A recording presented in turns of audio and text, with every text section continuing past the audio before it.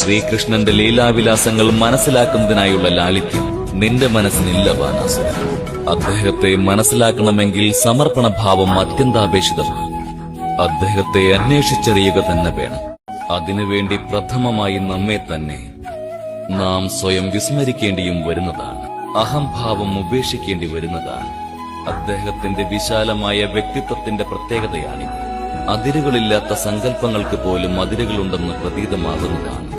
ഒരു വ്യക്തിക്ക് ശ്രീകൃഷ്ണന്റെ സത്യങ്ങളെക്കുറിച്ച് മനസ്സിലാക്കുവാൻ കഴിഞ്ഞാൽ ആ വ്യക്തിക്ക് കൃഷ്ണനാമജപം ശ്രവിക്കുവാനുള്ള സൗഭാഗ്യം പ്രാപ്തമായി എന്ന് തിരിച്ചറിയും. അതിലൂടെ അദ്ദേഹത്തിന്റെ വിശിഷ്ട ഗുണങ്ങൾ ശ്രവിക്കുവാനുള്ള സൗഭാഗ്യവും പ്രാപ്തമാകും.